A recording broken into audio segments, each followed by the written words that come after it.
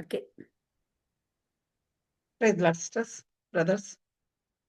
మరొకసారి ప్రభు తన వాక్యాన్ని పంచుకోవడానికి ప్రభు చూపిన కృపను బట్టి దేవునికే స్తోత్రం చెల్లిస్తున్నాను. ఒకసారి మనము ప్రేయర్ చేసుకొని వాక్యాన్ని మొదలు పెట్టుకున్నాము. దానికి ముందుగా ఒక వాక్యాన్ని చదువుకున్నాము. జకర్యా గ్రంథంలోనే మనం ఎన్నో అధ్యాయం చూస్తున్నాము? 11వ అధ్యాయం చూస్తున్నాం కదా. ఒక విషయం చదువుతాము.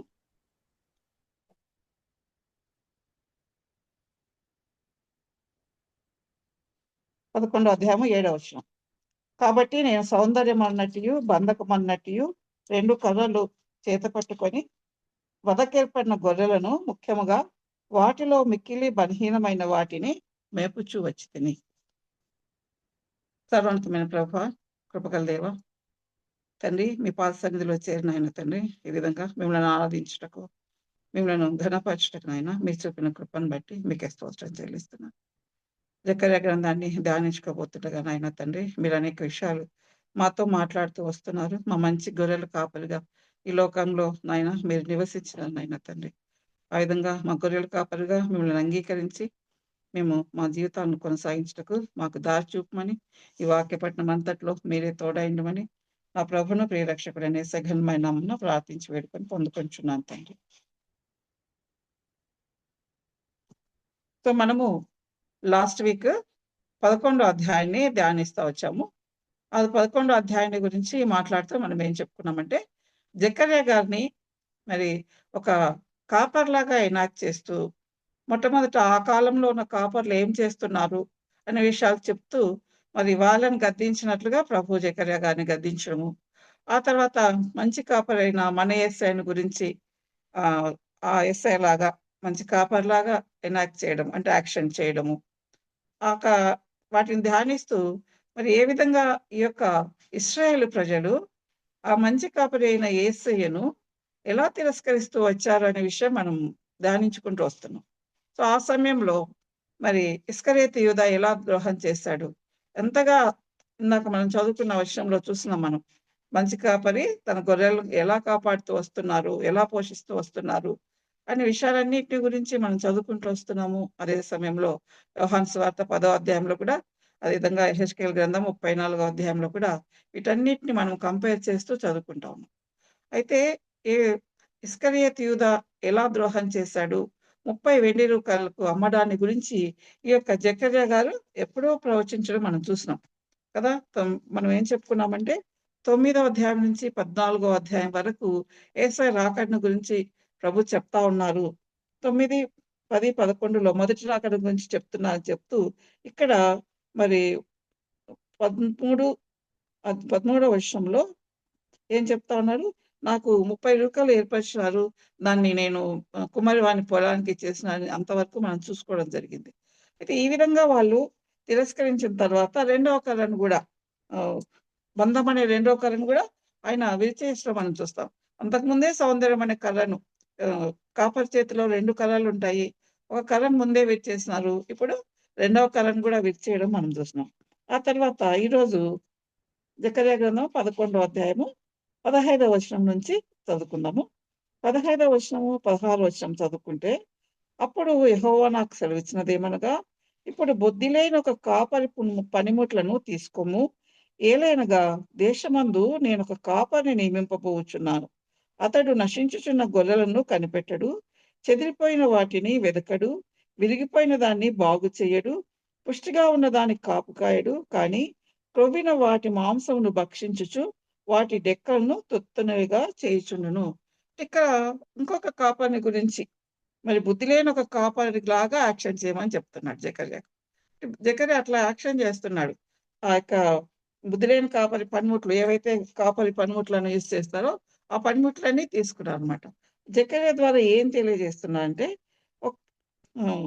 16వ వచనంలో, ఏలైనగా దేశమందు నేను ఒక కాపరిని నియమింపబోచున్నాను అని చెప్తా ఉన్నారు.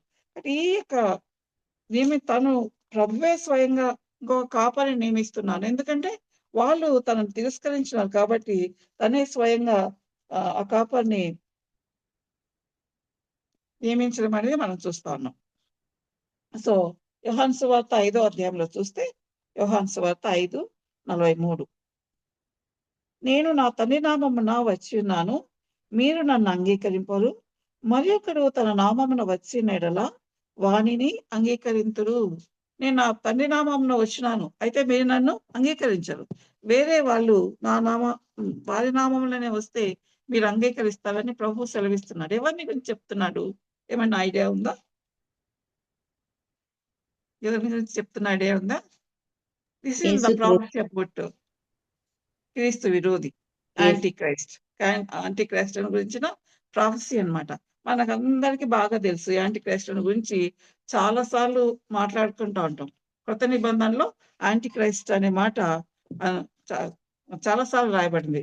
దాన్ని యాంటీ క్రైస్ట్ అన్నప్పుడు అంత్యక్రీస్తు అని కొంతమంది చెప్తా ఉంటారు, కానీ మనం క్రీస్తు విరోధి అని చెప్పుకోవాలన్నమాట. కొత్త నిబంధనలు చూస్తే ఎక్కడెక్కడ చూస్తామంటే తెస్సలోనికీయులకు రాసిన పత్రికలో చూస్తాము. ర్యాప్చర్ అయిపోయిన తర్వాత ఈ అంత్యక్రీస్తు వస్తాడు అనే విషయాన్ని అక్కడ తెలియజేస్తారు. అదేవిధంగా ప్రకటన గ్రంథంలో చూస్తే 6వ అధ్యాయం నుంచి మరి ఈ యొక్క జడ్జిమెంట్స్ అనేటివి మొదలైతాయి. ఆ ప్రకటన గ్రంథము 6వ అధ్యాయంలో ఎప్పుడైతే జడ్జిమెంట్ స్టార్ట్ అయినాయో అక్కడ మొట్టమొదటి ముద్ర విప్పినప్పుడు ఒకరు వస్తారు. ఒకసారి చూసుకుందామా? ప్రకటన గ్రంథము 6వ అధ్యాయము 2వ వచనం చదువుతారా? మరియు నేను చూడగా ఇదిగో ఒక తెల్లని గుర్రము కనబడెను, దాని మీద ఒకడు విల్లు పట్టుకొని ఉండెను, కూర్చుండి ఉండెను. అతనికి ఒక కిరీటం ఇయ్యబడెను. అతడు జయించుటకు బయలు వెళ్ళెను. ఆయన 2వ ముద్ర విప్పినప్పుడు రమ్ము అని ఒకటే వచ్చిన 2వ వచనం వరకు. సో ఆ విధంగా ఒకరు తెల్లని గుర్రం మీద వస్తున్నారు. ఆ యొక్క మొదటి ముద్రను విప్పినప్పుడు ఒక ఖడ్గం కూడా ఉంటుంది. అయితే అతని తెల్లని గుర్రం మీద వస్తున్నాడు అంటూనే ఏమనుకుంటారు? యేసు ప్రభు అనుకుంటారు అనమాట. కానీ అక్కడ యాక్చువల్గా యేసు ప్రభు కాదు వచ్చింది. ఈ యొక్క ఎప్పుడైతే రాప్చర్ జరుగుతుందో, సంఘం ఎత్తబడుతుందో వెంటనే అంత్యక్రీస్తు వస్తాడు. అంత్యక్రీస్తు అంటే సాతాను కాదు. సాతాను తర్వాత అంత్యక్రీస్తు, అబద్ధ ప్రవక్త అని ముగ్గురుంటారు. సాతాను గురించి చాలా చోట్ల పరిశుద్ధ గ్రంథంలో రాయబడింది. అయితే ఈ యొక్క అంత్యక్రీస్తుని గురించి, అబద్ధ ప్రవక్తను గురించి ప్రకటన గ్రంథంలోనే రాయబడింది అనమాట. ఆ విధంగా అంత్యక్రీస్తు 13వ అధ్యాయంలో చూపిస్తారు. ఏం జరుగుతుందంటే రాప్చర్ తర్వాత ఒకరు వస్తారు. ఇప్పటి నుంచే ఆలోచనలు మొదలవుతున్నాయి. ఎవరు అంత్యక్రీస్తు, ఎవరు క్రీస్తు విరోధి అని ఇప్పటి నుంచి ఆలోచనలు మొదలవుతా ఉన్నాయి. చాలా సంఘటనలు క్రీస్తు విరోధి రావడాన్ని ఎత్తి చూపిస్తా ఉన్నాయన్నమాట. అతడు ఒక శాంతి ఒప్పందం చేసుకుంటాడు. తెల్లని గుర్రం మీద ఒక శాంతి దూతలాగా వస్తాడనమాట. ఆ శాంతి దూతలాగా వచ్చినప్పుడు వీళ్ళు ఏమనుకుంటారంటే ఇజ్రాయిలైట్స్ నిజంగా ఇతనే మేము ఎదురు చూసే మెస్సియా అనుకుంటారు. మనం చాలాసార్లు చెప్పుకున్నాం కదా, ప్రపంచమంతా ఒకే మతము, ఒకే గవర్నమెంట్, ఒకే కరెన్సీ అని ఇలాంటి ప్రయత్నాలు జరుగుతూ ఉన్నాయి. ఈ ప్రయత్నాలన్నీ ఎంతవరకు జరుగుతాయంటే మరి ర్యాప్చర్ వరకు జరుగుతాయి. ర్యాప్చర్ తర్వాత ఈ యొక్క ప్రయత్నాలన్నీ ఒక కొలిక్కి వచ్చి వాళ్ళు ఒక గవర్నమెంట్ అనేది ఏర్పాటు చేస్తారు. ఈ సాటన్ సపోర్ట్ వలన ఈ యొక్క క్రీస్తు విరోధి గవర్నమెంట్స్ చేస్తారన్నమాట. అంటే ఎంత శాంతి దూతలాగా వస్తాడు, వాళ్ళు కోరినవన్నీ నెరవేరుస్తూ ఉంటాడు. వాళ్ళకి మంచిగా మేలు చేస్తా ఉన్నందుకు అతనితో ఇశ్రాయేలీయులు ఒక ఒప్పందాన్ని కుదుర్చుకుంటారు.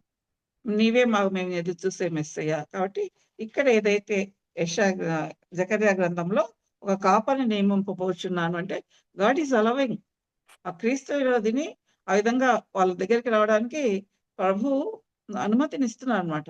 వస్తాడు.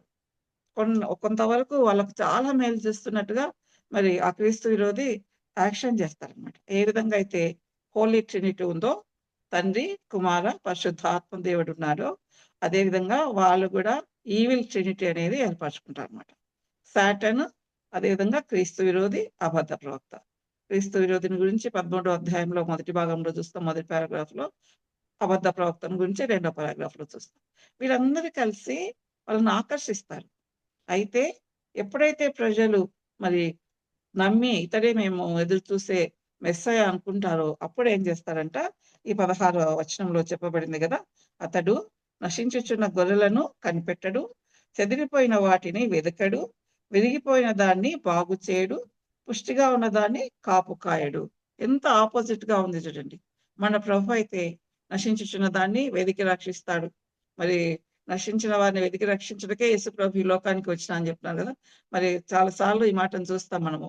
యెహెజ్కేలు గ్రంథం 34 అధ్యాయంలో అయితే నేను ఎక్కడెక్కడ వారు చెదిరిపోయిన నా గొర్రెలు అక్కడి నుంచి అంతా తీసుకొనొస్తానని చెప్తాడు. అదేవిధంగా మరి చెదిరిపోయిన దాన్ని వెదకడంట. ప్రభు కరెక్ట్‌గా అపోజిట్‌గా జెప్తున్నారు. ఏవి చెదిరిపోయుంటాయో వాటిని నేను వెతికి మళ్ళీ తెచ్చుకుంటాను.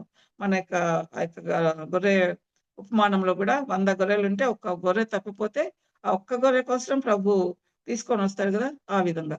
కాబట్టి ఆ విధంగా మరి విరిగిపోయిన దాన్ని బాగు చేయడు. దేనికైనా ఆరోగ్యం బాలేకుంటే, కాళ్ళు విరిగిపోయుంటే వాటిని పట్టించుకోడు. This is all the rule of antichrist. క్రీస్తు విరోధి పరిపాలనలో ఇవన్నీ జరుగుతాయన్నమాట. ఎక్కువ మనము శ్రమల కాలాన్ని గురించి ధ్యానిస్తాం గదా! ఎంతో శ్రమలు. విపరీతమైన శ్రమలు 3.5 సంవత్సరాలు విపరీతమైన శ్రమలు. ప్రకటన గ్రంథం చదువుతా ఉంటే చాలా భయమేస్తుంది. 7 ముద్రల గురించి ఫస్ట్ చెప్తారు. 5 ముద్రల్లో విపరీతమైన శ్రమలు. ఆ తర్వాత 7 బూరల గురించి చెప్తారు. ఆ 7 బూరల్లో ఇంకా ఎక్కువ శ్రమలు. ఆ తర్వాత మళ్ళీ 7 పాత్రల గురించి చెప్తారు. ఇంక అప్పుడైతే భయంకరమైన శ్రమలు. కాబట్టి అలాంటి శ్రమలన్నీ వీళ్ళు ఈ యొక్క క్రీస్తు విరోధి సాతాను అదేవిధంగా అబద్ధ ప్రవక్త కలిసి తీసుకొనొచ్చి తనను వర్షిప్ చేయాల వాళ్ళని అతను కోరుకుంటాడన్నమాట. సాతాను పని అదే గదా! ఎవరైతే తనకు నమ్మకంగా ఉన్నారో వాళ్ళందరినీ తనకు దూరంగా దేవునికి దూరంగా తీసుకెళ్ళడము. మరి ఏదైతే విగ్రహారాధన ప్రభువుకి ఇష్టం లేదో, ఆ విగ్రహారాధన చేయించడము. మనం చూస్తాం గదా! మత్తయి సువార్తలో నాశనకరమైన హేయ వస్తువు. ఎప్పుడైతే టెంపుల్‌లో నాశనకరమైన హేయ వస్తువు ఉంటుందో, అప్పుడు వీళ్ళు చక్కగా కనుక్కుంటారన్నమాట. కాబట్టి ఈ విధంగా మరి ప్రొవిన వాటి మాంసాన్ని భక్షిస్తారంట. అంటే గొర్రెలతో కంపేర్ చేస్తూ కాపరి, గొర్రెలు ఆ రిలేషన్‌తో కంపేర్ చేస్తూ ఇక్కడ ప్రభువు చెప్తా ఉన్నారన్నమాట ప్రొఫెసీ. వాటి డెక్కలను తొత్తినిగా చేయను. అంటే ప్రజలందరినీ నాశనం చేసే విధంగా ఈ యొక్క క్రీస్తు విరోధి అనేవాడు ఉంటాడనేది మనం చూస్తా ఉన్నాం. అయితే నెక్స్ట్ 17వ వచనానికొస్తే చదువుతారా ఎవరన్నా 17వ వచనం? మందను విడనా చదువు. మందను విడనాడు పనికిమాలిన కాపరికి శ్రమ. అతని చెయ్యియు కుడి కన్నును తెగవేయబడును. అతని చెయ్యి బొత్తిగా ఎండిపోవును. అతని కుడి కంటికి దృష్టి బొత్తిగా తప్పును. కాబట్టి ఇక్కడ ఏం జరుగుతోంది? మొదటంతా ప్రాస్పర్ అయితాడు ఈ క్రీస్తు విరోధి. కానీ తర్వాత ప్రభువు వస్తారు ఈ లోకానికి. ప్రభువు వచ్చి ఆ యొక్క క్రీస్తు విరోధిని, అబద్ధ ప్రవక్తను వీరందరి మీద జయించి వాళ్ళను ఆ బాటమ్‌లెస్ పిట్‌లో వేస్తారనమాట. కాబట్టి ఇక్కడ మరి 2 అవయవాల గురించి చెప్తా ఉన్నారు. ఏంటది? అతని చెయ్యియు, కుడి కన్నును తెగివేయబడును. చెయ్యి బొత్తిగా ఎండిపోవును. కుడి కంటికి దృష్టి బొత్తిగా తప్పును. అంటే అతడు ఏమిటికి పనికి రాకుండా పోతాడనమాట. చెయ్యి అనేది మరి పవర్‌ను చూపిస్తుంది గదా! ఆ పవర్ అంతా తీసివేయబడతది. అదేవిధంగా కన్ననేది ఇంటెలిజెన్స్‌ని చూపిస్తుంది. అతని ఇంటెలిజెన్స్ అంతా పోతుంది. ఆ విధంగా క్రీస్తు విరోధి వస్తాడు. వీళ్ళని ఆకర్షిస్తాడు తన వైపు. ఆ తర్వాత తనే నశించి పోతాడు.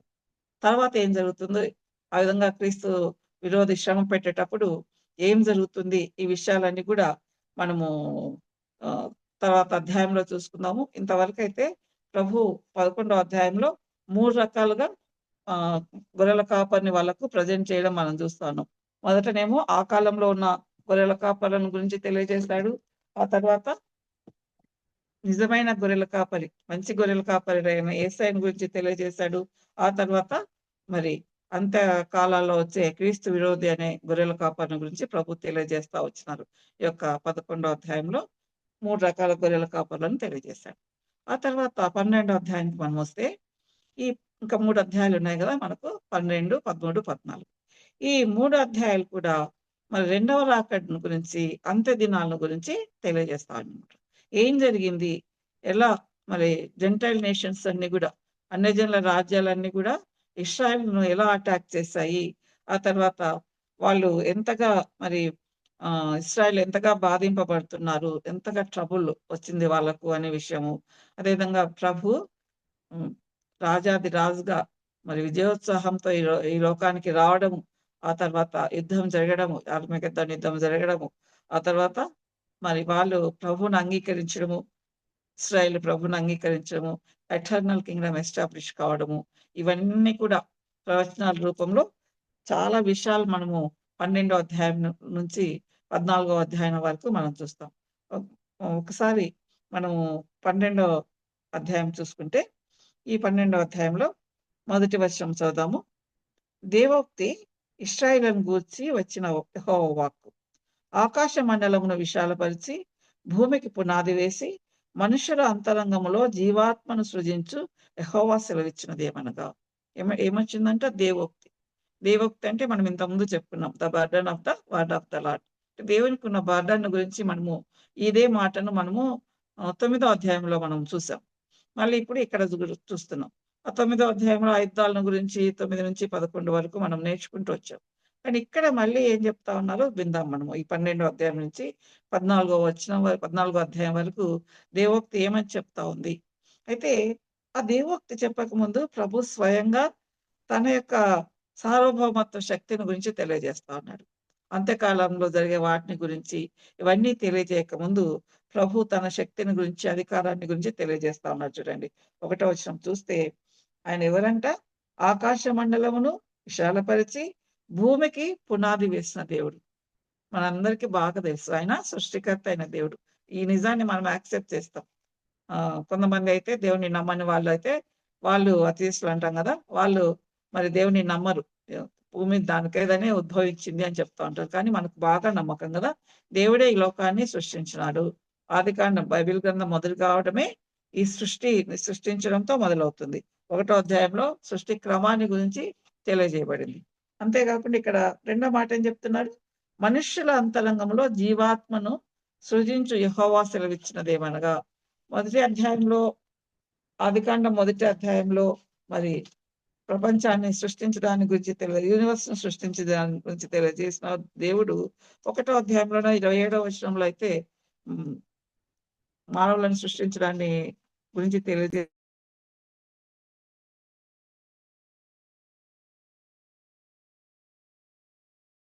అయితే 2వ అధ్యాయంలో 7వ వచనంలో మనం చూసుకుంటే, ఆదికాండము 2:7లో దేవుడైన యెహోవా నేలమట్టితో నరుని నిర్మించి వాని నాసికారంధ్రములలో జీవవాయువును ఊదగా నరుడు జీవాత్మాయెను. ఎందుకు ప్రభు ఇక్కడ అదే పనిగా తన శక్తిని గురించి తెలియజేస్తున్నారంటే, ఇంకా రాబోయే అధ్యాయాలంతా కూడా ప్రభువు ఆ శక్తితో ఇశ్రాయేలును ఎట్లా వాళ్ళని కాపాడుతూ వస్తున్నారు అనే విషయాన్ని తెలియజేస్తూ వస్తారనమాట. ఆ విధంగా మరి తన యొక్క అధికమైన శక్తిని గురించి, ఈ యొక్క లోకమంతా తనే సృష్టించిన అనే దాని గురించి 1వ వచనంలో తెలియజేస్తా ఉన్నారు. It applies to the total 3 chapters. 2, 3 చదువుకుందాము. చదువుతారు ఎవరైనా? 2, 3. జకర్యా గ్రంథము నేను 12వ యెరూషలేమును చుట్టూనున్న జనులందరికీ మత్తు పుట్టించు పాత్రగా చేయబోచున్నాను. శత్రువులు యెరూషలేమునకు ముట్టడి వేయగా అది యూదా మీదికిని వచ్చును. ఆ దినమందు నేను యెరూషలేమును సమస్తమైన జనులకు బరువైన రాయిగా చేతును. దానిని ఎత్తి మోయివారందరూ మిక్కిలి గాయపడుదురు. భూజనులందరూ దానికి విరోధులై కూడుదురు. Thank you. సో, ఈ విధంగా రెండో వచనం నుంచి 9వ వచనం వరకు ఒక్క 4వ వచనంలో తప్ప ప్రతి వచనంలో కూడా యెరూషలేమును గురించి చెప్పబడతాంది చూడండి. 2వ వచనంలో ఉంది యెరూషలేమును గురించి, 3వ వచనంలో ఉంది యెరూషలేమును గురించి. ఆ విధంగా 9 వచనాల వరకు కూడా ఎంతో యెరూషలేమును గురించి తెలియజేస్తూ వస్తారనమాట ప్రభు. ఎందుకంటే మనకందరికీ తెలుసు యెరూషలేమును తనకు రాజధానిగా ప్రభు ఎన్నుకున్నారు. ఈ లోకానికి వచ్చినప్పుడు యెరూషలేమును రాజధానిగా చేసుకొని అక్కడి నుంచి పరిపాలిస్తాడు.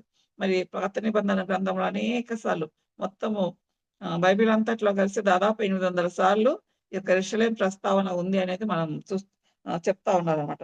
కాబట్టి ఈ యెరూషలేమును ఎక్కువగా ప్రేమిస్తా ఉన్నాడు. మనం ఈ అధ్యాయాలు చూసేటప్పుడంతా 9వ అధ్యాయంలో చెప్తాడు ప్రభు యెరూషలేమును పవిత్రమైన దానిగా చేస్తానని. 1వ అధ్యాయం నుంచి జకర్యా గ్రంథము 1వ అధ్యాయం నుంచి మరి యెరూషలేమును గురించి మాట్లాడుతూనే వస్తున్నారు. కీర్తనలలో మాట్లాడుతూనే ఉన్నారు. యెషయా గ్రంథంలో మాట్లాడుతూనే ఉన్నారు. ఆ విధంగా యెరూషలేము అంటే దాన్ని తన నగరంగా ప్రభువు భావిస్తా వచ్చారు. 2 అంశాలు. ఇశ్రాయేలు తన జనాంగం. ఇశ్రాయేల్ దేశము తన దేశము. యెరూషలేము అనేది తన ఎన్నుకున్న పట్టణం. కాబట్టి ఆ యెరూషలేమును గురించి చాలా సార్లు చెప్తారు. మనకు బాగా తెలుసు. కీర్తనలు 122వ అధ్యాయంలో 8వ వచనంలో ఏం చెప్తారు? యెరూషలేము కొరకు ప్రార్థన చేయమని చెప్తారనమాట. అలాంటి యెరూషలేమును గురించి మనము ఇక్కడ 2, 3 వచనాల్లో మనము చూసాం. 2, 3 వచనాల్లో మనము రెండో భాగాన్ని చూస్తే, రెండో వచనంలో రెండో భాగంలో ఏం చెప్తున్నారు? శత్రువులు యెరూషలేమునకు ముట్టడి వేయగా అది యూదా మీదికి వచ్చును అని రెండో వచనంలో చెప్తే, మూడో వచనం రెండో భాగంలో దాన్ని ఎత్తుమోయు వారందరూ మిక్కిలి గాయపడుదురు, భూజనులందరూ దానికి విరోధులై కూడుదురు. ఇక్కడ ఏం చెప్తా ఉన్నారు? యెరూషలేము అనే దాని చుట్టూ మరి అందరూ ముట్టడి వేస్తారు. యెరూషలేము చుట్టూ శత్రువులు ముట్టడి వేస్తారు. అదేవిధంగా మరి భూజనులందరూ కూడా, లోకంలో ఎన్ని రాజ్యాలు ఉన్నాయో అన్ని రాజ్యాల వాళ్ళు కూడా ఈ యెరూషలేము మీద అగైనెస్ట్ గా అవుతారు అని ప్రభు ఇక్కడ తెలియజేస్తా వస్తారు. ఇది మనము చూస్తా ఉన్నాం ఇప్పుడు. మనము కీర్తనలు 83వ అధ్యాయం చూస్తే, 83వ అధ్యాయంలో కొన్ని వచనాలు చదివితే దాదాపు 11 రాజ్యాలు అప్పుడే మరి యెరూషలేముకి అగైనెస్ట్ గా వాళ్ళు ప్లాన్ చేయడం అనేది మనం చూస్తాం. 83వ అధ్యాయము 5వ వచనం చదువుకుందాము. కీర్తనలు 83:5. ఏక మనస్సుతో వారు ఆలోచన చేసుకొని ఉన్నారు, నీకు విరోధముగా నిబంధన చేయుచున్నారు. వాళ్ళందరి కింద 6వ వచనం నుంచి మరి 8వ వచనము 9వ వచనం వరకు కూడా ఎవరెవరు యెరూషలేముకి అగైనెస్ట్ గా వాళ్ళందరూ ఆలోచన చేస్తున్నారు ఏక మనస్సు అనేది మనకు తెలుస్తా ఉంది. ఇక్కడ ఆ విధంగా మరి యెరూషలేముకి అగైనెస్ట్ గా వీళ్ళందరూ ఏకీభవించినారంట. ఈ మధ్య ఒక అమెరికా సంబంధించిన ఒక ప్రీస్ట్ బోధకుడు చెప్తా ఉన్నారనమాట. ఇలా ఉంది జకర్యా గ్రంథంలో, మరి అన్ని ప్రపంచ రాజ్యాలన్నీ అగైనెస్ట్ అవుతాయి కదా, కాబట్టి మరి మన అమెరికా కూడా ఇప్పుడైతే ఫార్గా ఉంది అమెరికా, కానీ అమెరికా కూడా మరి యెరూషలేముకి అగైనెస్ట్ గా కావచ్చు అనే విషయాన్ని ఆయన తెలియజేస్తా ఉన్నారు. ఆయన ఆలోచించిన దాన్ని తెలియజేస్తా ఉన్నారు అన్నమాట. అలా ఆ విధంగా మొత్తము ప్రపంచంలో ఉన్న కంట్రీస్ అన్ని కూడా అగైనెస్ట్ గా అవుతాయని ప్రభు చెప్తా ఉన్నారు. మరి యెహెజ్కేలు గ్రంథంలో 38వ అధ్యాయంలో చూస్తే 3-16 వరకు ఈ విషయాన్ని చక్కగా వివరిస్తా వచ్చినారు ప్రభు. యెహెజ్కేలు గ్రంథం 38, 16 ఒక మాట మాత్రము చదువుతాను నేను. మేఘము భూమిని కమ్మినట్లు ఇశ్రాయేలుకు నా జనుల మీద పడెదరు, అంత్య దినములందు అది సంభవించును. అంటే ఎప్పుడు సంభవిస్తుందంట? ఈ విధంగా అంత్య దినములలో సంభవిస్తుందంట. కాబట్టి దీన్ని బట్టి మనకి ఏం తెలుస్తుంది? ప్రపంచ రాజ్యాలన్నీ దాదాపు 60 కంట్రీస్ ఇప్పుడే అగైనెస్ట్ గా అయినాయంట. అవన్నీ కూడా మరి ఎప్పుడైతే యెరూషలేముకి అగైనెస్ట్ గా యుద్ధం చేయాలని వాళ్ళు పూనుకున్నారో దాన్ని బట్టి మనకేం తెలుస్తా ఉంది? ఇవి అంత్య దినాలు. ప్రభు చక్కగా చెప్తున్నారు కదా 38వ అధ్యాయంలో యెహెజ్కేలులో, అంత్య దినములందు అది సంభవించును. అంటే అంత్య దినాలలో మనం ఉన్నాం. ఖచ్చితంగా యెరూషలేము మీదకి అందరూ మరి అగైనెస్ట్ గా అవుతారు. వాళ్ళు యుద్ధం చేయడానికి ప్రయత్నం చేస్తారు. ఇప్పుడు రెండో వచనంలో మొదటి భాగాన్ని చూద్దాం. నేను యెరూషలేము చుట్టూనున్న జనులకందరికీ మత్తు పుట్టించు పాత్రగా చేయబోచున్నాను. 3వ వచనంలో ఆ దినమందు నేను యెరూషలేమును సమస్త జనులకు బరువైన రాయిగా చేతును. ఇటు 2 చెప్తున్నారు. యెరూషలేమును ఏం చేస్తాడంట? మత్తు పుట్టించు పాత్రగా చేస్తాడంట. 3వ వచనంలో బరువైన రాయిగా చేస్తాడంట. ఏంటి? ఎలా మత్తు పుట్టించు పాత్రగా చేస్తున్నాడు? వాళ్ళందరికీ ఎంతమంది అగైనెస్ట్ గా వచ్చినా కూడా మరి వాళ్ళందరినీ జయించడానికి ఆ శక్తి ఎక్కడి నుంచి వస్తుంది ఇశ్రాయేల్‌కి అంటే కేవలము మరి ప్రభు దగ్గర నుంచే వస్తుంది. ఆయనే స్వయంగా పూనుకొని యెరూషలేమును మత్తు పుట్టించు పాత్రగా చేస్తున్నాడు. అంటే ఏంటి? మత్తు ఎప్పుడు పుడుతుంది? బాగా డ్రింక్ చేస్తే గిన మత్తు పదార్థాలను తీసుకుంటే ఆ మత్తు అనేది వస్తుంది.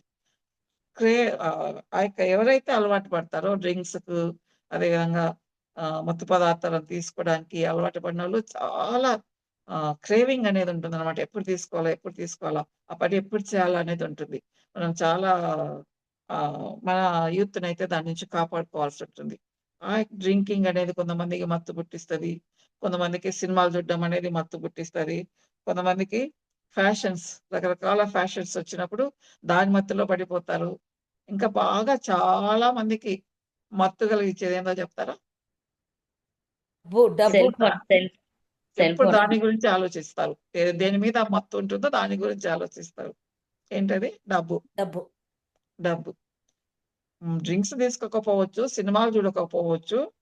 మరి ఎక్కువ ఆభరణాల గురించి ఆలోచించకపోవచ్చు, ఫ్యాషన్స్ గురించి ఆలోచించకపోవచ్చు, కానీ చాలా మంది డబ్బు మొదలు పడిపోతారు. ఎప్పుడు డబ్బును గురించి ఆలోచిస్తా ఉంటారు. అలాంటి మత్తు, అలాంటి వాళ్ళకు వేరే విషయాల గురించి ఆలోచిస్తారు. దాని గురించి ఆలోచిస్తారు. అట్లా అన్ని రాజ్యాల వారికి మత్తు పుట్టించి పాత్రగా చేస్తారంట. అంటే వీళ్ళని గురించే ఆలోచిస్తా ఉంటారు ఎప్పుడు అన్యజనులందరూ. ఎట్లా ఇశ్రాయేల్‌ని నాశనం జేయాలా? ఎట్లా ఇశ్రాయేల్‌ని నాశనం జేయాలా? దానికి అగైనెస్ట్‌గా ఎలాంటి ఆయుధాలను నేను తయారు చేసుకోవాలా మేము? అని అందరూ కలిసి ఆలోచిస్తారంట. వివిధ రాజ్యాలన్నీ కలిసి. ఇప్పుడు మనం వింటున్నాం గదా! దశరాజ్య కూటమని. అన్ని దేశాలు కలిసి ఆ 10 రాజ్యాల క్రిందికి వస్తాయనే ఒక మాట వినపడతా ఉంది. అంతేకాకుండా బరువైన రాయిగా జేస్తారంట. వాళ్ళందరూ ఏమనుకుంటున్నారంటే యెరూషలేమును ఇశ్రాయేల్ రాజ్యాన్ని లేకుండా చేయాలి. ఒక రాయిని ఎత్తి నీళ్ళలో పడేసినట్టు ఇశ్రాయేల్ రాజ్యాన్ని ఎత్తి సముద్రంలో పడేయాలి అన్నంత కోపం వాళ్ళకు ఈ ఇశ్రాయేల్ దేశం మీద ఉంది. అయితే ఇశ్రాయేల్ దేశాన్నే బరువైన రాయిగా చేస్తున్నాడంట ప్రభు. కాబట్టి యెరూషలేముని ఎవ్వరూ కదిలించలేరు. ప్రభు వాళ్ళ పక్షంగా ఉన్నాడు కాబట్టి యెరూషలేముని ఎవ్వరూ కదిలించలేరు. ఒకసారి మత్తయి సువార్త 21 అధ్యాయం 44 వచనం చదువుతారా? మత్తయి సువార్త 21 అధ్యాయం 44 వచనం.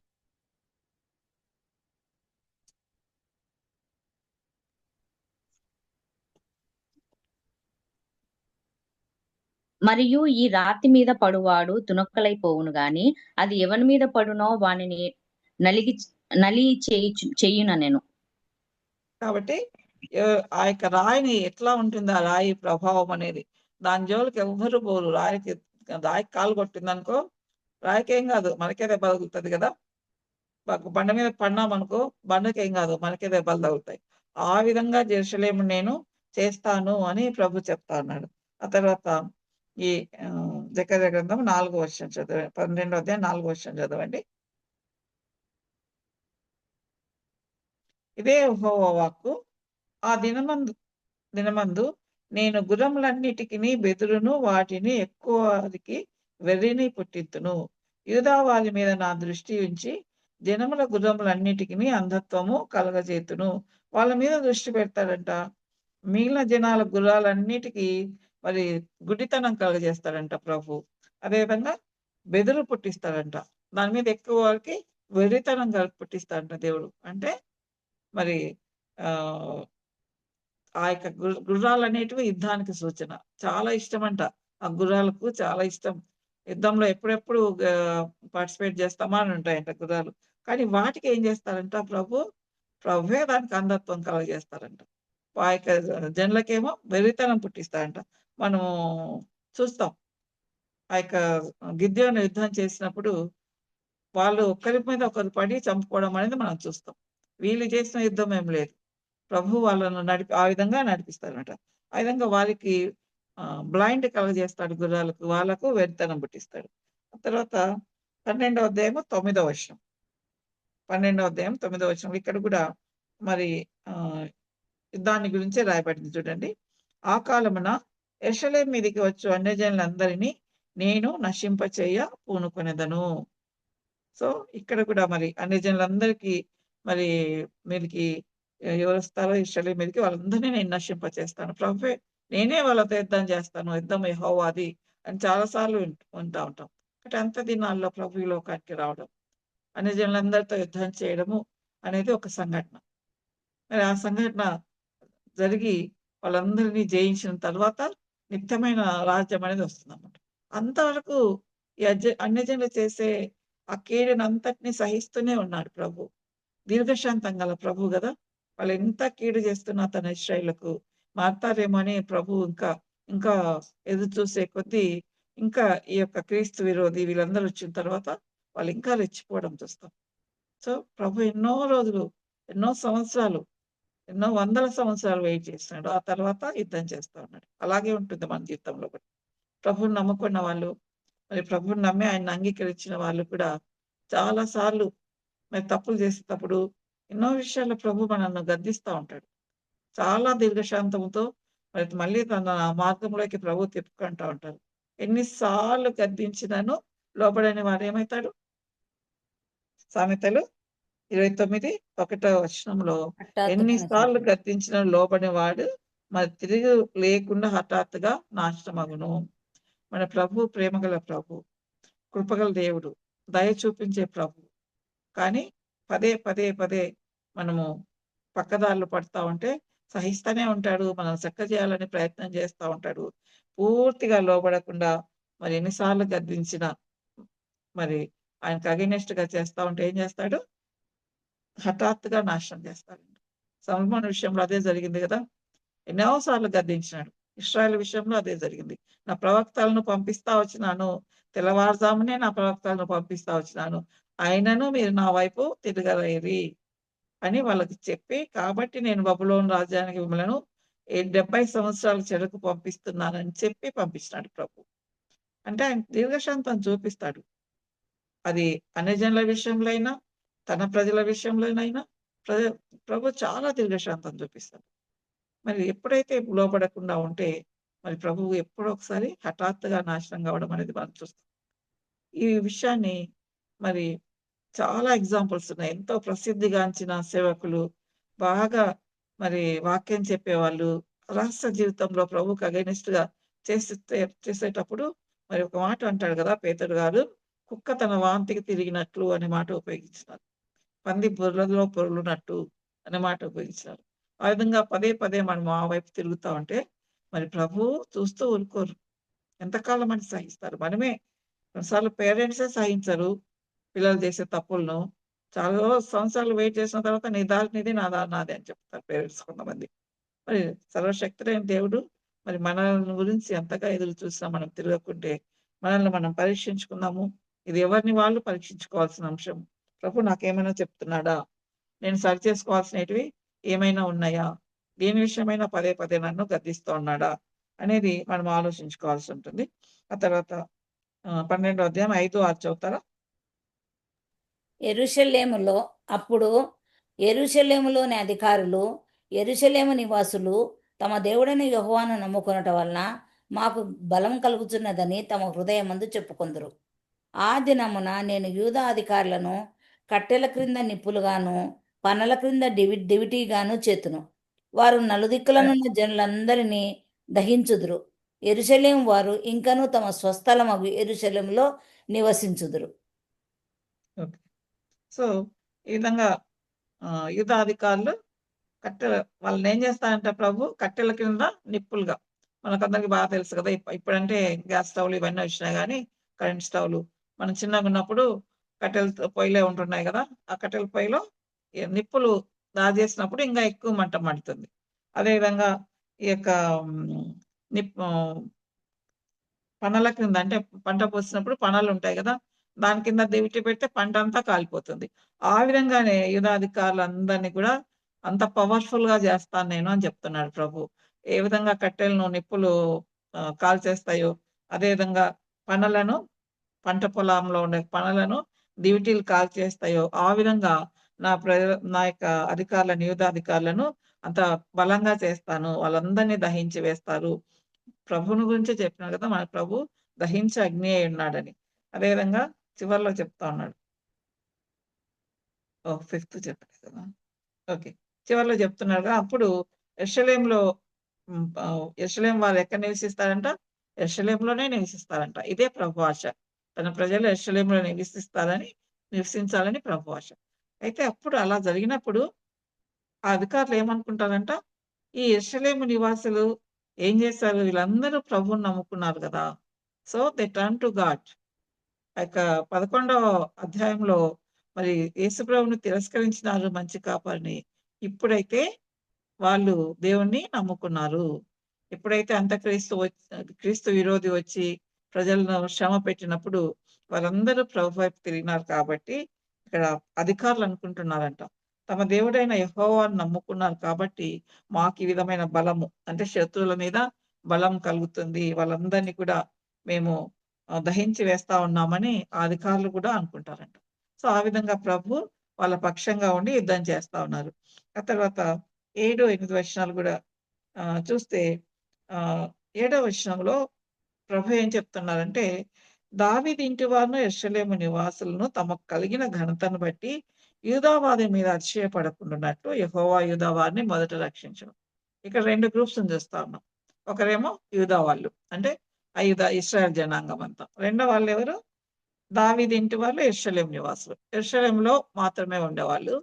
మిగిలిన ఇశ్రాయేల్ దేశం అంతా కాకుండా యెరూషలేంలో ఉండేవాళ్ళు దావీదు ఇంటి వాళ్ళు. వాళ్ళకంటే ముందు యూదా వాళ్ళందరినీ రక్షిస్తాడంట. ఎందుకలా రక్షిస్తాడు ప్రభు చెప్తారా? మనం ఆలోచిస్తే ప్రతి ఒక్కరికి మానవులుగా ఉన్నాం కాబట్టి ఒక గర్వం అనేది ఉంటది. ఎక్కడో అప్పుడు ఆ విజయాన్ని అందించినప్పుడు వాళ్ళు సక్సెస్ చూసినప్పుడు మేమే ఈ విజయానికి కారణము. మేమే యుద్ధం చేసి గెలిచినాము అని రాజవంశస్థులు అనుకోకుండా వాళ్ళకంటే ముందు మిగిలిన వాళ్ళందరిని కూడా ప్రభువు రక్షిస్తాడంట. అదేవిధంగా మరి 8వ వచనంలో చూస్తే ఆ కాలంలో యెహోవా యెరూషలేము నివాసులకు సంరక్షకుడుగా నుండును. ఆ కాలంలో వారిలో శక్తిహీనులు దావీదు వంటి వారుగాను, దావీదు సంతతి వారు దేవుని వంటి వారుగాను, జనుల దృష్టికి యెహోవా దూతల వంటి వారుగాను ఉందురు. మీరు గమనిస్తే ఆ కాలంన అని అన్ని వచనాల్లో చెప్పబడతా ఉంది కదా! 2వ వచనం నుంచి చాలా వచనాల్లో ఆ దినమున, ఆ కాలమున అని చెప్పబడతా ఉంది. కొంతమంది ఏం చెప్తారంటే దీని గురించి ఫైనల్ వార్ అనే మాట చెప్తారు. ఆ రోజు ప్రత్యేకంగా ఒక రోజు అనే దాని గురించి చెప్తారు. కానీ ఆ కాలం అంటే ఆ పీరియడ్ అంతా. అంత్యకాలం అంతా. కాబట్టి ఆ అంత్యకాలంలో ఏం జరుగుతుందంట 8వ వచనంలో యెరూషలేము నివాసులకు సంరక్షకుడుగా ఉండును. మనం 9వ అధ్యాయంలో కూడా చూసుకున్నాం. యెరూషలేము చుట్టూ నేను కాపు కాస్తానని మరి ప్రాకారంగా ఉంటానని ప్రభు చెప్పడము. అదేవిధంగా అలెగ్జాండర్ దండయాత్రలో వాళ్ళని కాపాడడము అదంతా మనం చూసుకున్నాం. అయితే రెండవ మాటగా ఏం చెప్తున్నారంటే 8వ అధ్యాయంలో ఆ కాలంలో వారిలో శక్తిహీనులు దావీదు వంటి వారుగా ఉంటారు. ఎవరైతే హీనులుగా ఉన్నారో దావీదు వంటి వారుగా ఉంటారని చెప్తున్నారు. ఎందుకు దావీదుని గురించి చెప్తున్నారు? దావీదు గురించిన విషయాలు మనకందరికీ బాగా తెలుసు. గొర్రెల కాపరిగా ఉన్నప్పుడు తన గొర్రెలను రక్షించడానికి మరి ఎలుగుబంటి మీద, సింహం మీద యుద్ధం చేసి రక్షించుకున్నాడు. అదేవిధంగా రాజు కాకముందు అంత భయంకరుడైన గొల్యాతును చూసి ఇశ్రాయేల్ జనాంగం అంతా భయపడతా ఉంటే దావీదు ఒక్క వడిసెలను తీసుకెళ్లి గొల్యాతు మీద జయాన్ని సాధించినాడు. రాజుగా అయిన తర్వాత ఎన్నో యుద్ధాల్లో జయంను సాధించాడు. కాబట్టి మామూలు ప్రజలు శక్తిహీనులుగా ఉన్న వాళ్ళు ఏమైతారంట? దావీదులాగా అయితారంట. అయితే దావీదు సంతతి వాళ్ళు ఎట్లా ఉంటారంట? దేవునిలాగా అంటే ఇదొక సింబాలిక్‌గా చెప్పబడిందనమాట. ఎట్లయితే మోషేకి చెప్పేటప్పుడు అహరోనుకు నువ్వు దేవుడిలాగా ఉంటావు అని చెప్పినట్టుగా ఇక్కడ దావీదు సంతతి వారు దేవుని వంటి వారు. అంటే అంత శక్తి గలవారైతారు. అంత బలం గలవారైతారు. అత్యధిక శక్తిమంతుడైన దేవుడిలాగా మరి దావీదు సంతతి వారంతా బలవంతులైతారు. ఇంకా తర్వాత దేవుని దూతలాంటి వాళ్ళైతారు అని చెప్పబడింది. ఆ విధంగా ప్రభు ఆహ్, వాళ్ళతో మాట్లాడుతా వస్తున్నాడు. ఒక మాట మనం చూసుకుంటే ఇర్మియా గ్రంథంలో ఒక మాట ఎప్పుడు చూస్తా ఉంటాం గదా! 29వ అధ్యాయంలో. ఈ మాటను చాలా మంది ఈ ప్రామిస్ వస్తే చాలా సంతోషపడే మాట. ఇంతకు ముందు కూడా చెప్పాను నేను. 29వ అధ్యాయంలో మరి 11వ వచనంలో నేను మిమ్మును గూర్చి ఉద్దేశించిన సంగతులు నేనెరుగుదును. రాబో కాలమందు మీకు నిరీక్షణ కలుగునట్లుగా అవి సమాధానకరమైన ఉద్దేశములే కానీ హానికరమైనవి కావు. ఇదే యెహోవా వాక్కు. అంటే ముందు ముందు జరిగే విషయాలన్నీ కూడా ఆ ఉద్దేశం నాకు ఎట్లాంటి ఉద్దేశాలున్నాయంటే సమాధానకరమైన ఉద్దేశాలున్నాయి. ఎప్పుడు? వాళ్ళు ప్రభు వైపు తిరిగినప్పుడు. మొదటి రాకడలో తమ గొర్రెల కాపరిని వాళ్ళు తిరస్కరించినారు. మరి ఆయన ఆయన శిలువ మీద చనిపోవడానికి ఆ ఇశ్రాయేల్ జనాంగమే మొదటి కారణమైనారు. అయితే ఇక్కడికి వచ్చేటప్పటికి నేను వాళ్ళని రక్షిస్తాను. అందరి చేతిలో నుంచి నేనే యుద్ధం చేసి వాళ్ళని కాపాడుతాను అని ప్రభు చెప్తున్నారంటే ఎప్పుడది సాధ్యమవుతుందంటే వాళ్ళు ప్రభు వైపు తిరిగినప్పుడు మాత్రమే సాధ్యమవుతుంది. కాబట్టి ఇప్పుడు 10వ వచనాన్ని మనం ధ్యానించుకుందాము. ఒక్కసారి చదువుతారా ఎవరైనా 10వ వచనము? జకర్యా గ్రంథము 12వ అధ్యాయం 10వ వచనం. మిస్ యూదా. దావీదు సంతతి వారి మీదను యెరూషలేము నివాసుల మీదను కరుణ నొందించు ఆత్మను విజ్ఞాపన చేయు ఆత్మను నేను కుమ్మరింపగా వారు తాము పొడిచిన నా మీద దృష్టి ఉంచి ఒక్కడు తన ఏకకుమారుని విషయమై దుఃఖించున్నట్లు తన జ్యేష్ఠపుత్రుని విషయమై ఒకడు ప్రలాపించున్నట్లు అతని విషయమై దుఃఖించుచు ప్రలాపింతురు. సో, ఈ వచనము ఈ యొక్క జకర్యా గ్రంథం అంతట్లో ఏ విధంగా వాళ్ళు ఇశ్రాయేలీయులు ప్రభు వైపు తిరిగినారు. వాళ్ళు విరోధంగా ఉన్నారు అనే మాటను చదువుకుంటూ వస్తున్నాము.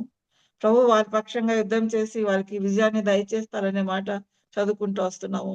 అయితే ఇక్కడ ప్రత్యేకంగా మరి ఎప్పుడు తిరిగినారు వాళ్ళు ప్రభు వైపు, ఎప్పుడు తిరిగినారు, ఎప్పుడు ఆయన మీద దృష్టి ఉంచినారనేది ఇక్కడ ప్రభు స్పష్టంగా తెలియజేస్తా వచ్చినారు.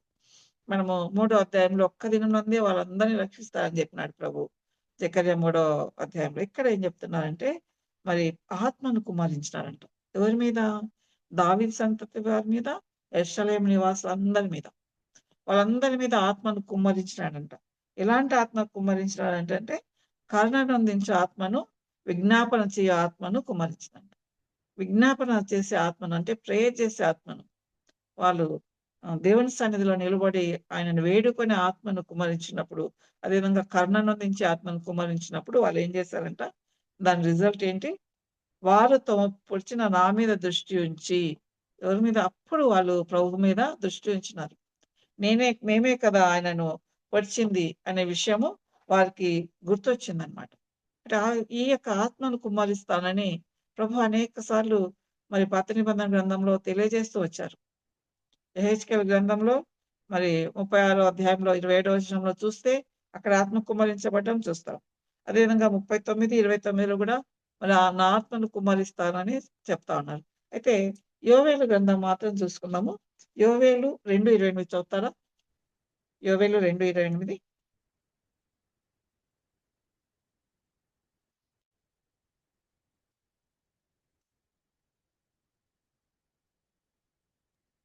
మనం తరువాత చాలాసార్లు చదువుతాం. నేను సర్వజనుల మీద నా ఆత్మను కుమ్మరింతును. మీ కుమారులను మీ కుమార్తెలను ప్రవచనములు చెప్పుదురు. మీ జ్యోతి. ముసలివారు కలలు కందురు. మీ యవ్వనులు ఓకే. దర్శనములు చూతురు. Thank you Jyothi. సో అక్కడ మరి సర్వజనుల మీద ఆత్మను కుమ్మరిస్తున్నాడు అని ప్రభు చెప్పే ఈ యొక్క ప్రవచనం ఎప్పుడు నెరవేరింది? మనకందరికీ బాగా తెలుసు. అపోస్తల కార్యాలు 2వ అధ్యాయంలో అందరి మీద కూడా మరి ఆహ్, శిష్యులందరూ అక్కడ గ్యాదర్ అయినప్పుడు వాళ్ళందరి మీద ఆత్మ కుమ్మరించబడ్డము. వాళ్ళందరూ కూడా మరి వాక్యాన్ని చెప్పడము, 3000 మంది రక్షించబడ్డము. అన్యజనులకు కూడా అనేక భాషల వారికి ఆ యొక్క వాళ్ళు చెప్పేది వాళ్ళ భాషలో వినపడ్డము. ఆత్మ కుమ్మరింపును అక్కడ చూస్తా ఉన్నాం. అక్కడ ఎవరి మీద ఆత్మ కుమ్మరించబడింది? తన శిష్యుల మీద, తర్వాత తన మీద విశ్వాసం ఉంచిన వాళ్ళ మీద. యేసు ప్రభువును ఎవరైతే ఒప్పుకున్నారో వాళ్ళ మీద ఆత్మ కుమ్మరించబడి ఆ యోవేలు యొక్క ప్రవచనం నెరవేరడం మనం చూస్తా ఉన్నాం. ఆ అధ్యాయంలోనే మరి పేతురు గారు కూడా యోవేలు ప్రవచనాన్ని గురించి ఎత్తిపట్టి దాని గురించి వాళ్ళకు వివరించడం మనం చూస్తాం. కానీ ఇక్కడ చెప్పేదేంటి అంటే దావీదు సంతతి వాళ్ళ మీద, యెరూషలేము నివాసుల మీద. అక్కడ యేసు ప్రభువుని నమ్మిన వాళ్ళ మీద ఆత్మ కుమ్మరించబడితే, ఎవరైతే ఆయన మరి రక్షకునిగా అంగీకరించినారో ఆయన వారి మీద ఆత్మ కుమ్మరించబడితే, ఇక్కడ ఇశ్రాయేలు వారి మీద ఆ యొక్క విజ్ఞాపన చేయ ఆత్మ కుమ్మరించబడింది. అక్కడ ఏం జరిగింది? మనం అపోస్తల కార్యములు 2వ అధ్యాయంలో అందరి మీద ఆత్మ కుమ్మరించబడినప్పుడు, ఎప్పుడైతే ఆత్మ కుమ్మరించబడిందో విజ్ఞాపన అనేది వస్తుంది. విజ్ఞాపన చేసినప్పుడు మాత్రమే ట్రాన్స్‌ఫర్మేషన్ అనేది జరుగుతుందన్నమాట. ఈ ట్రాన్స్‌ఫర్మేషన్ మనలో ఒక మార్పు రావాలి. మనం మారుమనస్సు పొందాలి. మరి ఆయన మన కొరకు చనిపోయినాడు. నా కొరకు చనిపోయినాడు. మరి నా పాప శిక్షనంతా భరించినాడు కాబట్టి నాకింక శిక్ష లేదు. నన్ను పరిశుద్ధునిగా ప్రభు చేసినాడు అనే ఆలోచన మనకు రావాలి. అలాంటి ట్రాన్స్‌ఫర్మేషన్ జరగాలి అంటే ఏం ఏం కావాలి? విజ్ఞాపన చేయాలి మనం. ఎప్పుడైతే మనం విజ్ఞాపన చేయాలంటే ముందు ఏం జరగాలి? ఆత్మ కుమ్మరించబడాలి. సో, ఎ ఎట్లా స్టార్ట్ అవుతుంది మన రక్షణ కార్యము? మనలో రక్షణ కార్యం అనేది ఎట్లా స్టార్ట్ అవుతుందంటే, ఎప్పుడైతే మనం వాక్యం వింటామో, సువార్త వింటామో, మన మీద ఆత్మ కుమ్మరించబడి మనల్ని అంగీకరింపజేస్తుంది.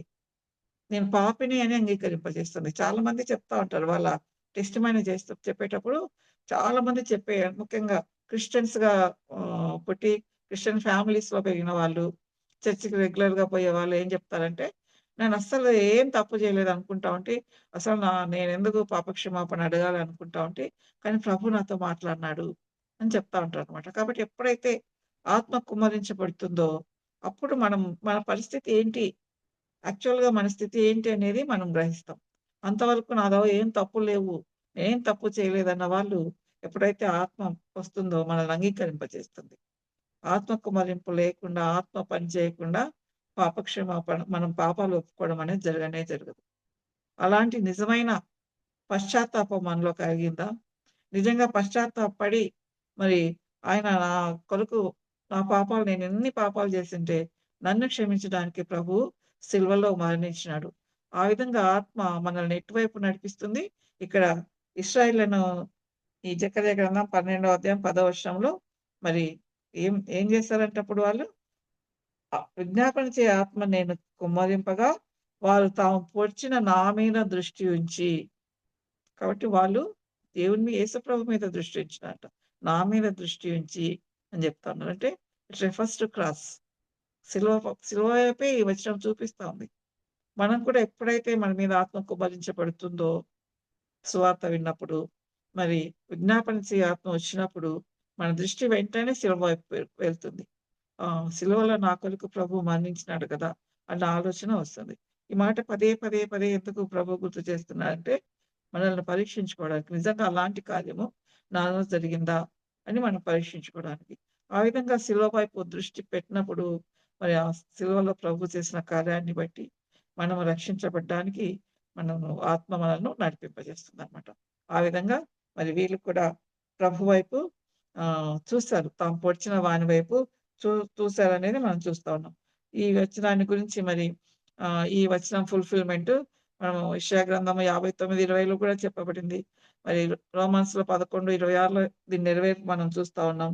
అయితే ఒక్కసారి యోహాను సువార్త 19:37 చదివి ఈరోజు ముగించుకుందాము. మిగిలిన విషయాలు నెక్స్ట్ చూస్తాం. యోహాను సువార్త 19:37 చదువుతారా ఎవరైనా?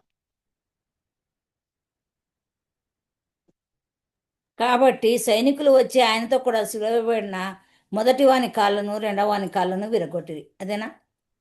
37 ఒక్క నిమిషం నేను చూస్తాను. ఆ దినమున సిద్ధపరచు దినము.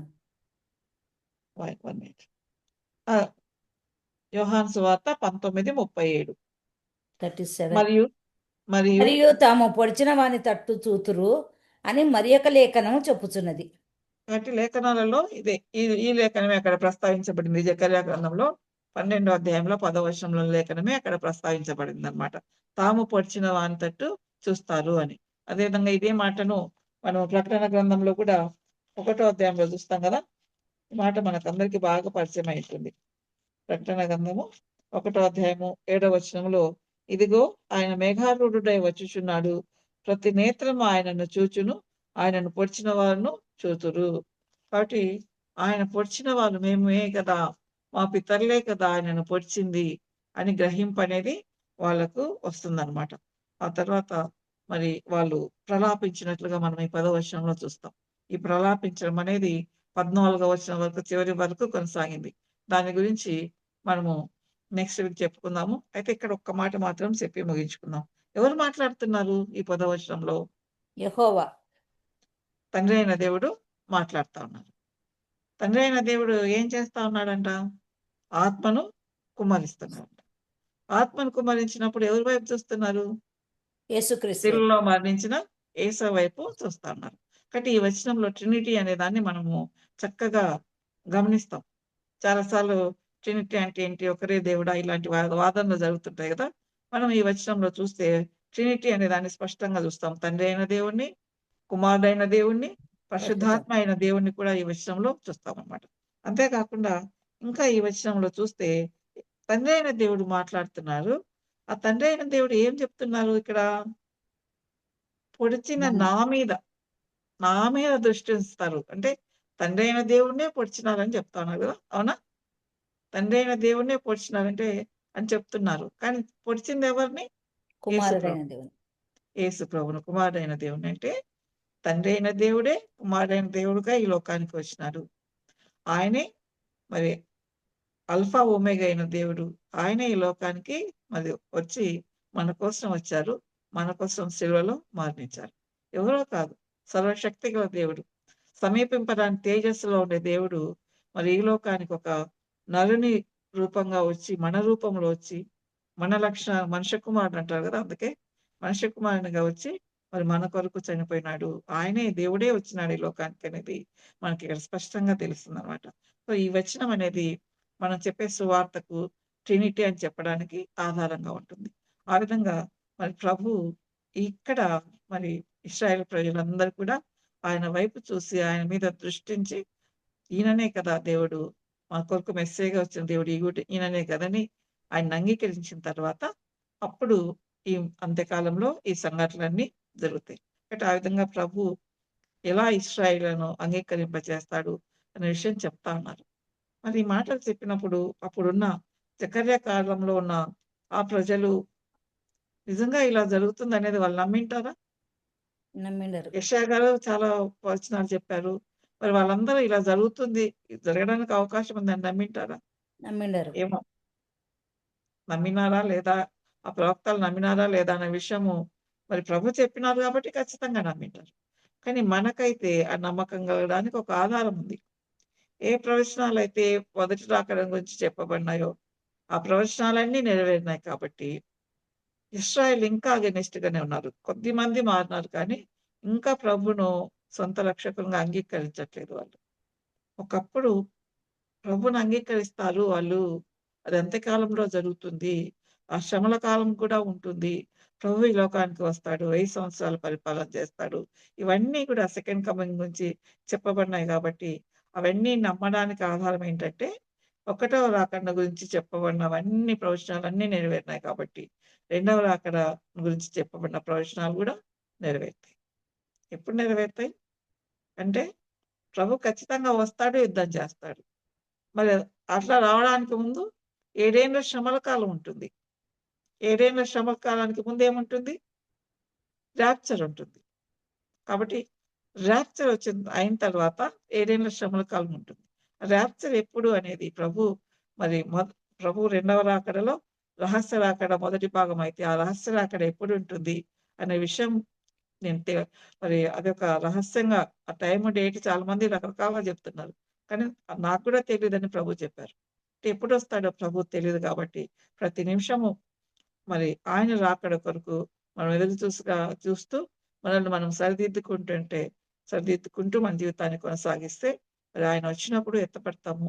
ఈ సంఘటనలన్నీ కూడా ఈ ట్రిబులేషన్ జరిగేటప్పుడు పెళ్లి విందులో మనం పాల్గొనడము, ఆ తర్వాత యుద్ధం చేయడానికి ఆయనతో పాటు రావడము, ఇవన్నీ మనం ఆయన పక్క నుండి మనం చూస్తాం.